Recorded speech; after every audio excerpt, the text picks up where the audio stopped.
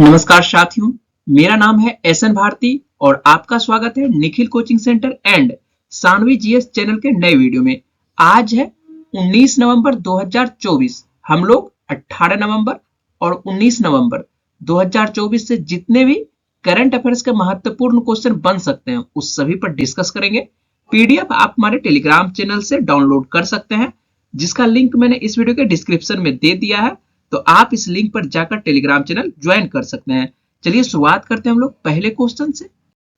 पहला क्वेश्चन है, राष्ट्रीय मिर्गी दिवस प्रतिवर्ष कब मनाया जाता है? तो यह जो है 17 नवंबर को मनाया जाता है।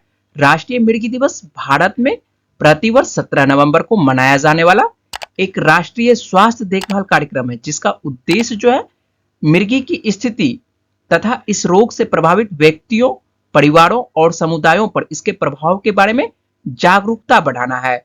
मिर्गी को जो है इंग्लिश में एपिलेप्सी डिजीज भी बोला जाता है।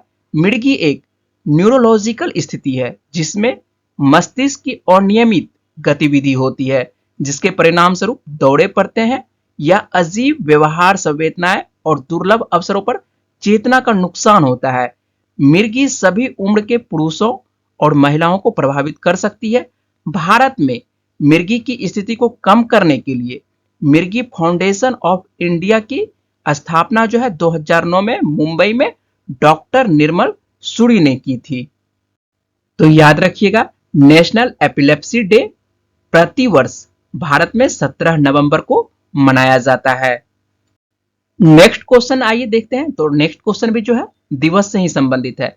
अंतर्राष्ट्रीय छात्र दिवस प्रतिवर्ष कब मनाया जाता है? तो अंतर्राष्ट्रीय छात्र दिवस जो है 17 नवंबर को मनाया जाता है। प्रत्येक वर्ष 17 नवंबर को अंतर्राष्ट्रीय छात्र दिवस सभी छात्रों के लिए शिक्षा के महत्व पर जोर देने के लिए मनाया जाता है। यह दिन दुनिया भर के छात्रों की उपलब्धियों और योगदान का सम्मान करने के लिए निर्धारित किया गया है। 17 नवंबर को ही अंतर्राष्ट्रीय छात्र दिवस क्यों मनाते हैं, आइए इसके बारे में हम लोग जानकारी प्राप्त कर लेते हैं। तो बात करें, 1939 में प्राग विश्वविद्यालय पर नाजी हमले के वर्षगांठ के कारण जो है 17 नवंबर को अंतर्राष्ट्रीय छात्र दिवस घोषित किया गया है।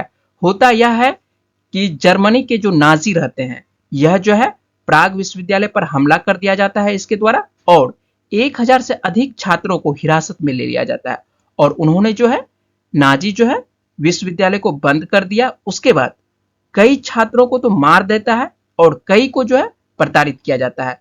इसी उद्देश्य से इन छात्रों को याद करना और अंतर्राष्ट्रीय छात्रों के सामने आने वाली कठिनाइयों के बारे में जागरूकता फैलाने के लिए 17 नवंबर को अंतर्राष्ट्रीय छात्र दिवस मनाया जाता है। तो याद रखिएगा, अंतर्राष्ट्रीय छात्र दिवस जो है प्रतिवर्ष 17 नवंबर को मनाया जाता है और राष्ट्रीय मिर्गी दिवस भी जो है भारत में प्रतिवर्ष 17 नवंबर को मनाया जाता है। तो दो दिवस जो है 17 नवंबर को मनाया जाता है। याद रखिएगा, राष्ट्रीय मिर्गी दिवस कब? 17 नवंबर को, और अंतर्राष्ट्रीय छात्र दिवस जो है यह भी 17 नवंबर को मनाया जाता है। नेक्स्ट क्वेश्चन है, हाल ही में न्यूजीलैंड के किस खिलाड़ी ने टेस्ट क्रिकेट से संन्यास की घोषणा की है? तो यह जो है टीम सऊदी है। टीम सऊदी जो है न्यूजीलैंड के सबसे सफल गेंदबाज रहे हैं। टीम सऊदी न्यूजीलैंड की तरफ से इंटरनेशनल क्रिकेट के तीनों फॉर्मेट में सबसे ज्यादा 770 विकेट लिए हैं। टीम सऊदी जो है न्यूजीलैंड के लिए अभी तक 104 टेस्ट, 161 वनडे और 125 टी20 मैच खेले हैं। टेस्ट में जो है इन्होंने 385 विकेट लिए हैं, वनडे में 221 विकेट लिए हैं, जबकि टी20 मैच में जो है 164 विकेट लिए हैं। ये जो आप तस्वीर देख रहे हैं, ये टीम सऊदी की तस्वीर है और इन्होंने हाल ही में जो है टेस्ट क्रिकेट से संन्यास ले लिया है, जबकि वनडे और टी20 अंतरराष्ट्रीय मैच ये अभी खेलते नजर आएंगे। नेक्स्ट क्वेश्चन है, हाल ही में मिस यूनिवर्स 2024 की विजेता कौन बनी है? तो मिस यूनिवर्स 2024 की विजेता जो है विक्टोरिया कजेर बनी है, जो कि डेनमार्क की रहने वाली है। मिस यूनिवर्स 2024 का खिताब मिस डेनमार्क यानी विक्टोरिया कजेर को मिला है। पहली रनरअप की बात करें तो पहली रनरअप जो है नाइजीरिया की चिडेम्मा अडेटसिना रही है, जबकि दूसरी रनरअप की बात करें तो यह जो है मैक्सिको की मारिया फर्नांडा बेल्ट्रॉन रही है। भारत से किसने प्रतिनिधित्व किया था? तो भारत से जो है मिस यूनिवर्स 2024 में प्रतिनिधित्व किया था रिया सिंघा के द्वारा। किसके द्वारा? भारत से जो है रिया सिंघा ने प्रतिनिधित्व किया था। और इस साल मिस यूनिवर्स 2024 सौंदर्य प्रतियोगिता का जो है 73वां संस्करण था। और यह कहां पर आयोजित किया गया? यह जो है मैक्सिको सिटी, मैक्सिको में इसका आयोजन किया गया था। बात करें पिछले साल 2023 की मिस यूनिवर्स कौन थी, तो 2023 मिस यूनिवर्स जो है निकारागुआ की सेनियस प्लासियोस थी। जबकि भारत से अब तक कितनी मिस यूनिवर्स बन चुकी है, तो भारत से अब तक जो है मात्र 3 मिस यूनिवर्स बन चुकी है। पहली मिस यूनिवर्स जो है सुष्मिता सेन बनी थी और इन्होंने जो है 1994 में यह खिताब जीता था। दूसरी जो है लारा दत्ता बनी थी और इन्होंने 2000 में मिस यूनिवर्स का खिताब जीता था। और तीसरी जो है आपको हरनाज कौर संधू बनी थी और इन्होंने जो है 2021 में मिस यूनिवर्स का खिताब जीता था। तो भारत से जो है अब तक केवल 3 मिस यूनिवर्स बन चुकी है। ये जो आप तस्वीर देख रहे हैं ये मिस यूनिवर्स विक्टोरिया कजेर की तस्वीर है और ये डेनमार्क की रहने वाली है। और साथ में जो ये तस्वीर देख रहे हैं ये मिस यूनिवर्स इंडिया, इसमें जो है मिस यूनिवर्स इंडिया लगा हुआ रहेगा। मिस यूनिवर्स इंडिया रिया सिंघा की तस्वीर है और इन्होंने ही मिस यूनिवर्स 2024 में भारत की तरफ से प्रतिनिधित्व किया था। तो ये रिया सिंघा की तस्वीर है, इनको भी याद रखना है। और मिस यूनिवर्स 2024 विक्टोरिया कजेर बनी है, तो इनको भी याद रखना है। तो इस वर्ष का यह जो है प्रश्न आपको बहुत ही महत्वपूर्ण है, तो याद रखिएगा आप लोग। नेक्स्ट क्वेश्चन है, परंपरागत त्योहार बोईटा बंधन किस राज्य में मनाया जाता है? तो बोईटा बंधन जो है ओडिशा में मनाया जाता है। ओडिशा में कार्तिक पूर्णिमा के अवसर पर परंपरागत त्योहार बोईटा बंधन मनाया जाता है। यह त्योहार ओडिशा के प्राचीन नाम कलिंग के समृद्ध नौवहन इतिहास का प्रतीक है। किसका प्रतीक है? तो यह जो है समृद्ध नौवहन इतिहास का प्रतीक है।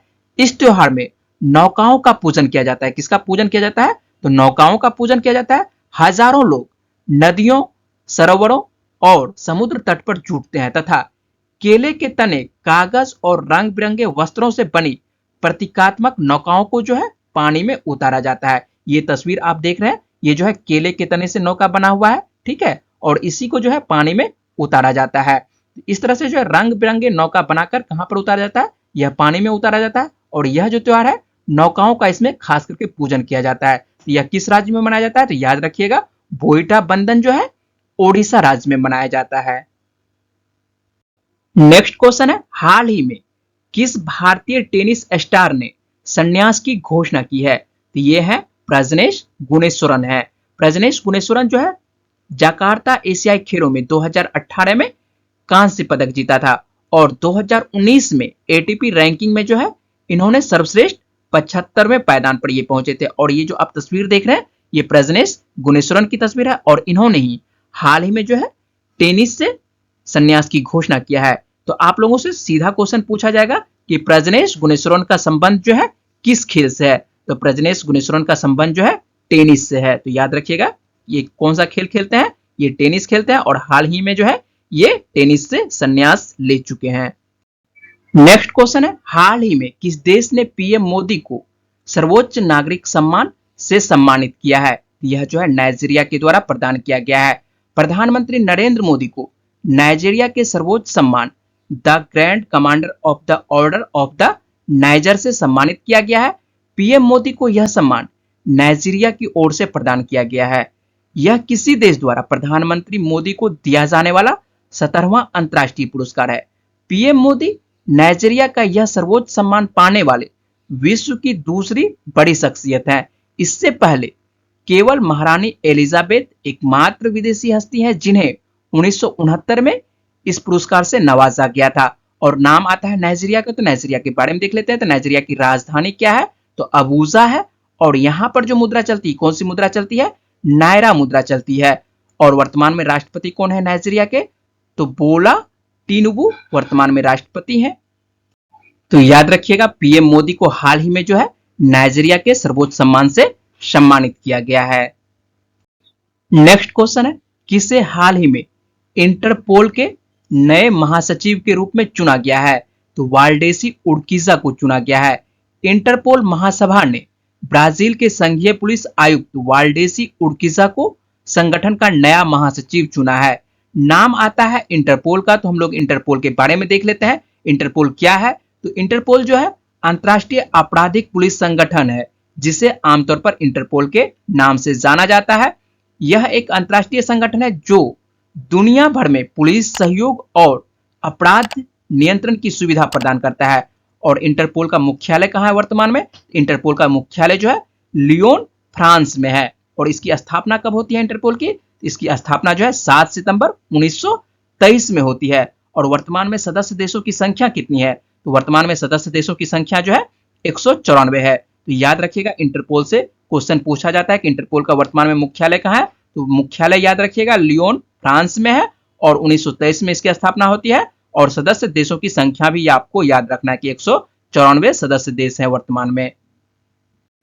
ये जो आप तस्वीर देख रहे हैं, ये है वाल्डेसी उर्किजा की तस्वीर, और इसे ही इंटरपोल के महासचिव के तौर पर चुना गया है।